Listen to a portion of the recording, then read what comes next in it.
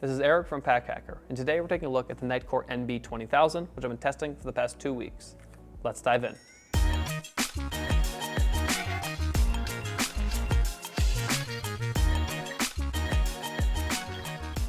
So this is a 20,000 milliamp battery bank, so you're going to be able to charge your phone multiple times with this thing. And I really like bringing a bigger battery bank like this, especially if you're a tech-heavy user or just someone who likes to be prepared, because you're going to have a lot of charges just in this one battery bank, and you can use them. You know, if you have a bunch of tech that you need to charge in one day, you can use it.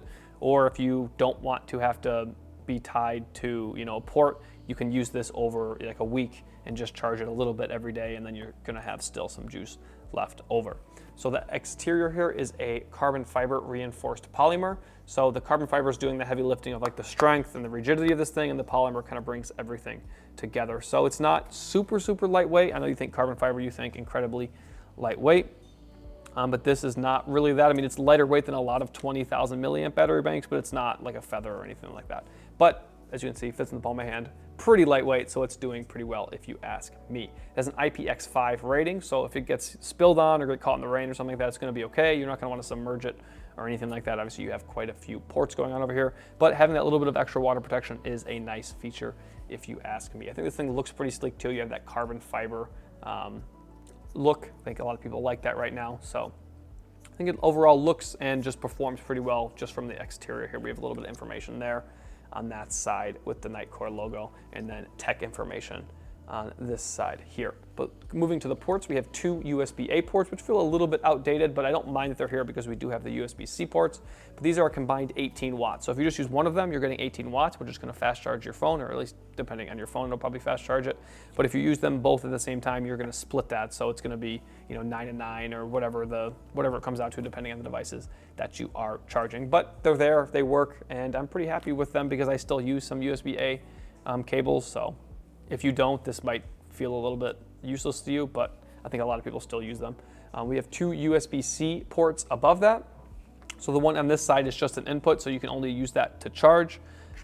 Feels a little bit annoying that you can only use it to charge the device and not put an output, but the real crown jewel of this device is the other one, which is an in or out. So you can charge or charge with that port, and the in is, I believe, 30 watts, so you can charge this thing pretty quickly with the 30 watts. A lot of the, especially older battery banks, like I have an older Anchor one, which is not the one sitting next to me that I'm going to show you in a little bit, but it just charges so slowly, and it just takes forever to charge. Like I swear, like I have to leave it overnight, and then sometimes it's still not done charging. That's frustrating, but with the 30 watt input, you're not going to have to deal with that, and that's 45 watt output, so you can charge your phone and other devices very quickly.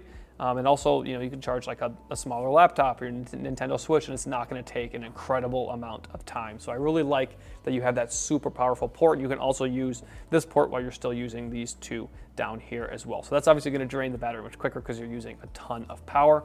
But this thing really operates as a travel companion that can just juice you up when you really need it most, or you have lots of devices that need to be juiced up. So this thing's completely dead right now, so the button's not going to function. But this button, if you click it once, it's going to tell you how much battery you have there based on how many lights turn on. And you also use this button, if you double tap it twice, it turns it into low power mode, and that'll let you charge more sensitive devices like an Apple Watch or something like that using these ports. And then you double tap it twice again to get out of low power mode to make sure you're fully powered up when you're wanting to charge your phone and other things like that. So very handy, pretty easy to use. Just depends what kind of cables you typically use and whether you're willing to kind of use these USB-As. But overall, that port right there is just the crown jewel of this thing. So in terms of packability, I'm gonna give you guys the dimensions real quick, make sure I get them right. 5.37 by 2.36 by 0.84 inches, and that comes out to 13.6 by 6 by 2.1 centimeters. So as you can see, it fits pretty well into my hand like this. You can carry it around. It is not super small, but it's 20,000 milliamps. Like, this is a very large battery bank. Like, they're becoming more common, but this is still one of the bigger ones that you're gonna find pretty standardly at the store. I'm not sure if that made sense, but you kind of know what I mean. Like 20,000 milliamps used to be the top of the top. It's becoming more popular, but this is still a very large battery bank. Like, this is more than a lot of people need. So to have it be able to fit in the palm of your hand or put it in your pocket is pretty huge if you ask me. When it comes to weight, this thing comes in at 11.45 ounces or 324.6 grams. So not super lightweight, but again, it's a 20,000 milliamp battery bank.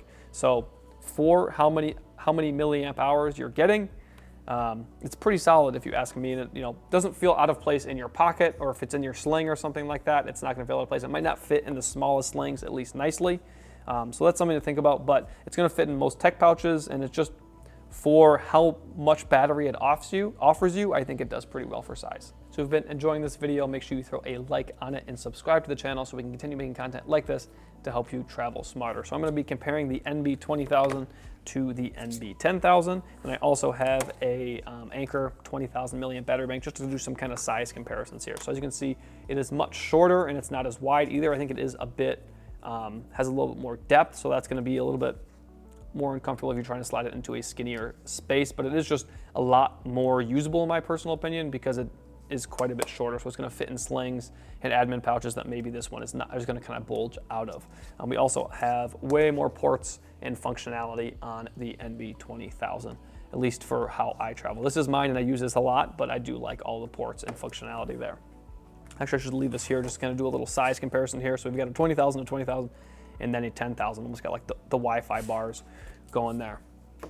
So when it comes to size here, you can see that there is quite a big difference in depth. Same width, but then the height obviously is a bit longer here as well. So this one's very like palmable, feels very comfortable in your pocket because it is, you know, like phone sized.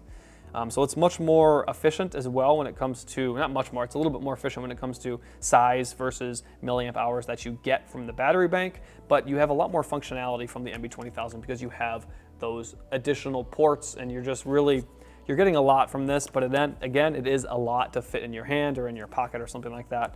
Most people probably only need the NB10000, but if you are someone who wants that little bit extra, not a little bit extra, double the milliamp hours, and you want those extra ports and to be able to charge those larger devices, the NB20000 is the way to go, but you really can't go wrong with either of these devices. So there you have it, the NITECORE NB20000. Thanks for keeping it here at Pack Hacker, your guide to smarter travel. We'll see you in the next one.